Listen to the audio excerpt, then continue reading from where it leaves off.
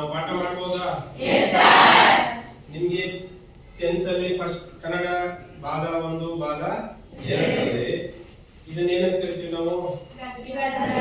ಗದ್ಯ ಭಾಗ ಅಂತ ಕರಿತೀವಿ. ಪೇಜ್ ನಂಬರ್ 60 ಅಲ್ಲಿ ಏನಿದೆ? ಪದ್ಯ ಇದೆ. ಆ ಪದ್ಯ ಯಾವುದು? ಹಾಗೆ ಪೇಜ್ ನಂಬರ್ 76 ಅಲ್ಲಿ ಏನಿದೆ?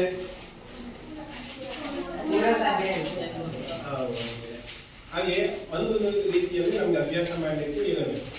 ಇದು ಯಾವ ಪದ್ಯ ಅಂತ ಗುರುತಿಸ್ತೀರಾ? ಈ ಕೆಳಗಡೆ ಇರೋ ಚಿತ್ರ ಗುರುತಿಸ್ತೀರಾ? ಯಾರು? ಬಸವಣ್ಣ ಅವರು ಏನ್ ಬಂದಿದ್ದಾರೆ? ಪೇಜ್ ನಂಬರ್ ನೀವು 60 ತೆಗೀರಿ.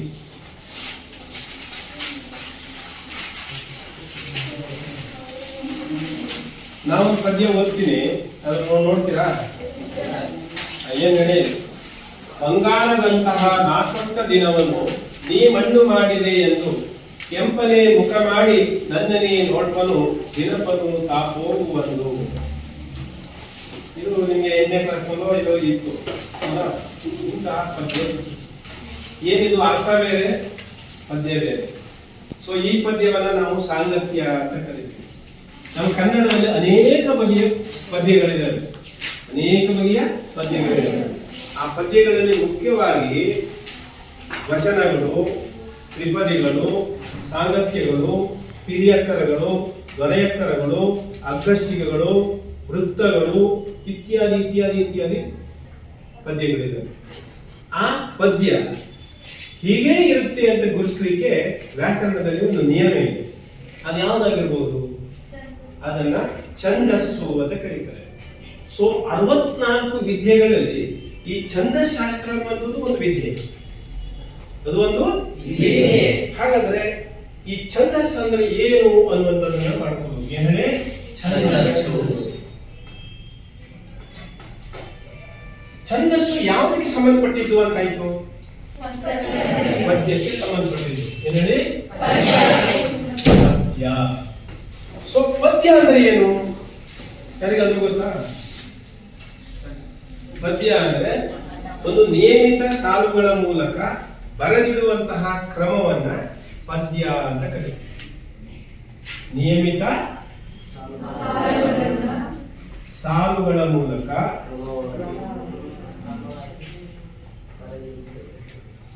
ಬರೆದಿಡುವ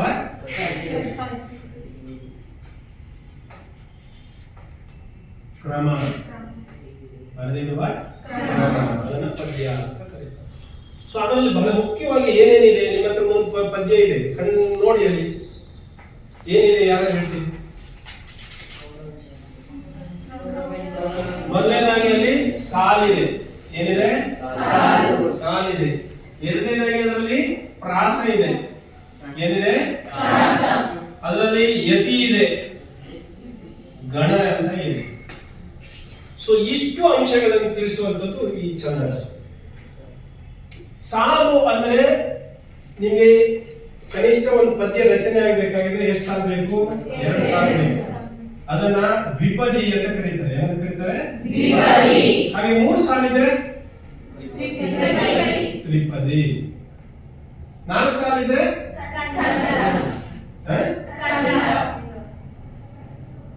ಅಥವಾ ಕಂದ ಅಥವಾ ವೃತ್ತ ಅಥವಾ ಚೌಪದಿ ಅಂತ ಕರೀತಾರೆ. ವೃತ್ತಗಳು ಚೌಪದಿ ಅಂತ ಕರೀತಾರೆ. 5 ಸಾಲಿದ್ರೆ ಪಂಚಪದಿ. 6 ಸಾಲಿದ್ರೆ ಷಟ್ಪದಿ.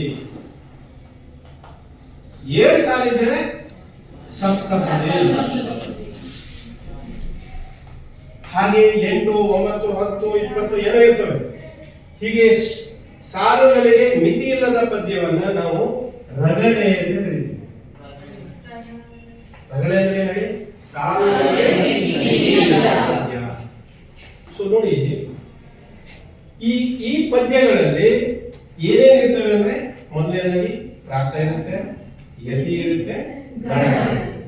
ಸೊ ಪ್ರಾಸ ಅಂದ್ರೆ ಏನು?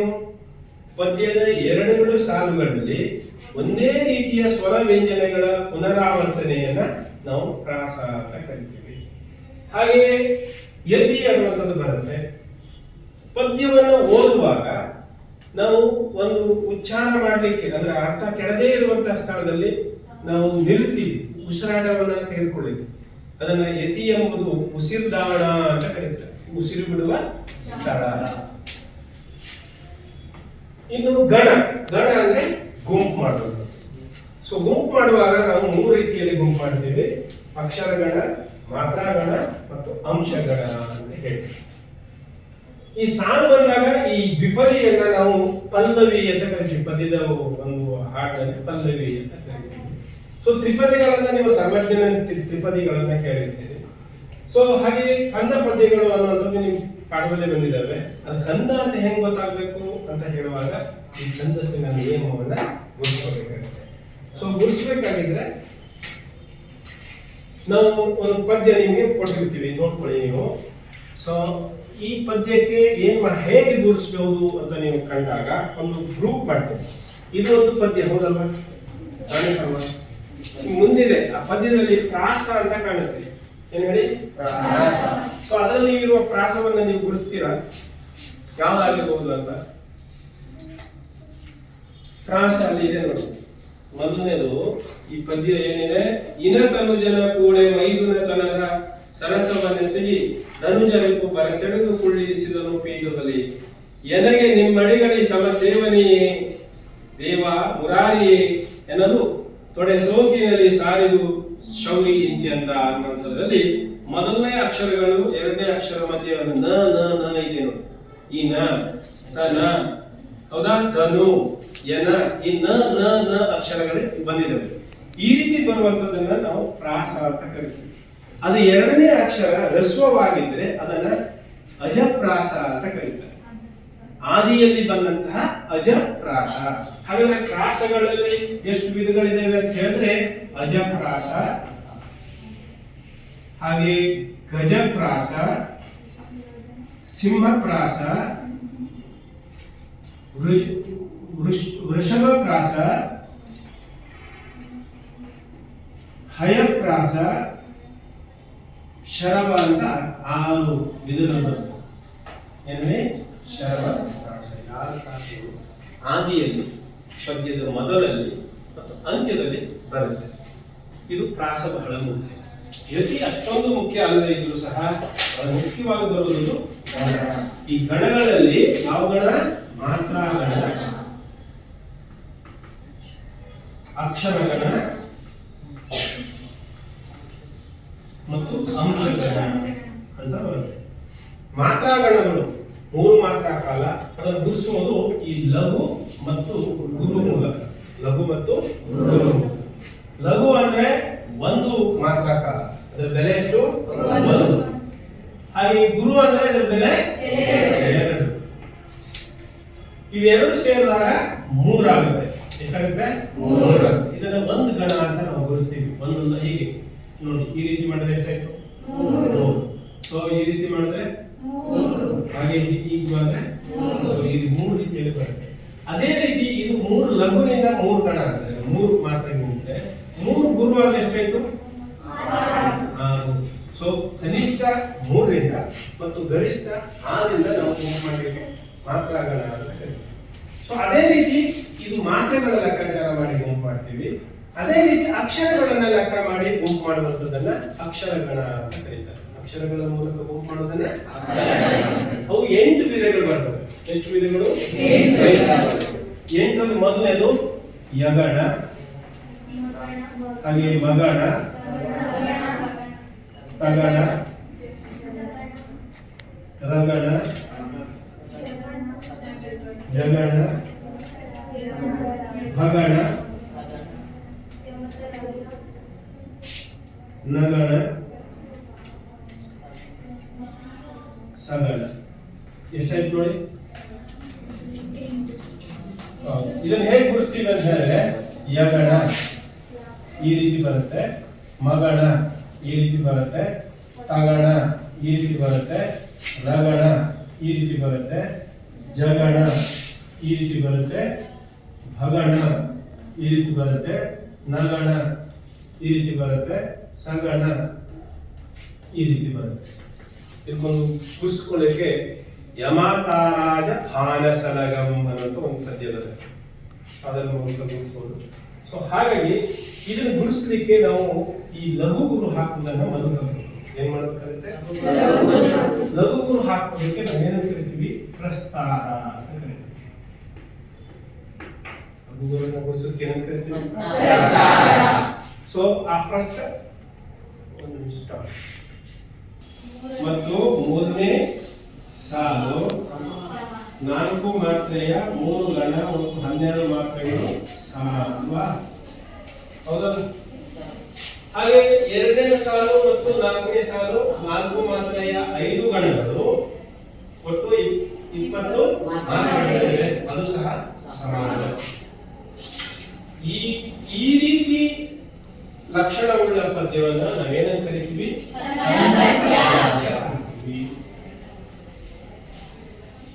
ಸೊ ಕಂದ ಪದ್ಯ. ಈಗ ನೋಡಿ ಕಂದ ಪದ್ಯದ ಲಕ್ಷಣ ನೀವೇ ಹೇಳ್ಬೋದು. ಮೊದಲನೇದಾಗಿ ಹೇಳಿ.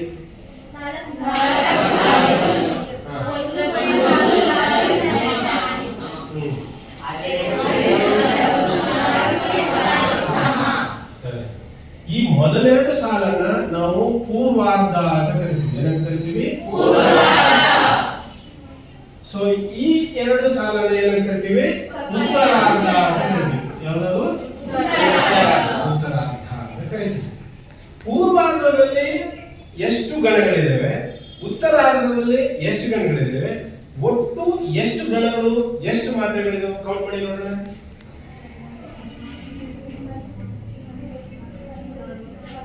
ಪೂರ್ವಾರ್ಧದಲ್ಲಿ 4 ಮಾತ್ರೆಯ 8 ಗಣಗಳು, ಒಟ್ಟು 32 ಮಾತ್ರೆಗಳು. ಹೌದಾ?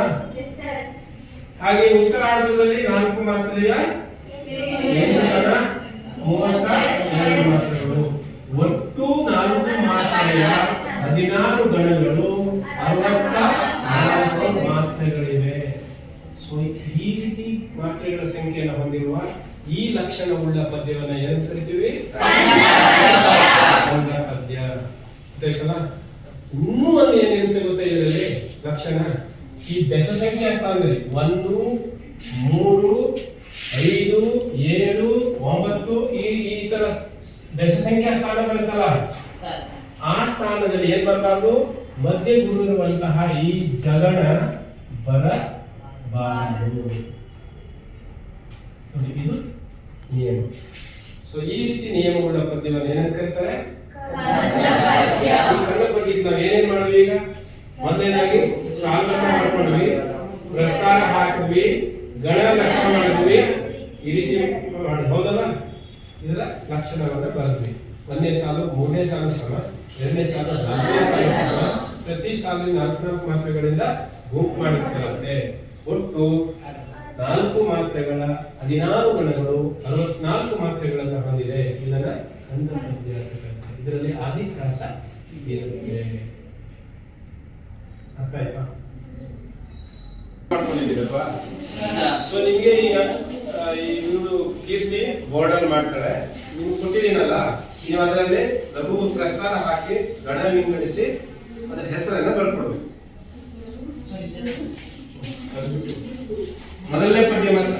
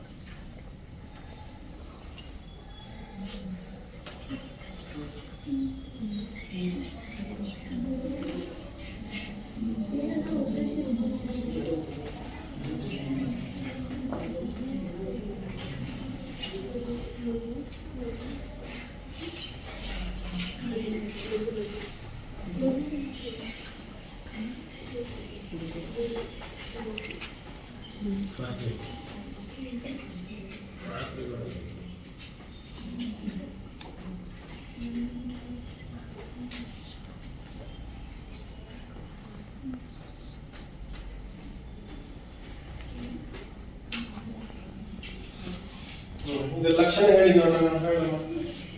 ಏನೇನಿದೆ? ಇದು ಕಂದ ಪದ್ಯ. 1 ಮತ್ತು 3ನೇ ಸಾಲು ಯಾವಾಗಲೂ ಒಂದೇ ಮಾತ್ರೆ ಗಣ ಇರ್ತವೆ. ಮತ್ತು 2 ಮತ್ತು 4ನೇ ಸಾಲು ಒಂದೇ ಮಾತ್ರೆಗಳು ಕೂಡಿರ್ತವೆ. ಕಂದ ಪದ್ಯದಲ್ಲಿ ಒಟ್ಟು 64 ಮಾತ್ರೆಗಣಗಳು ಇರ್ತವೆ.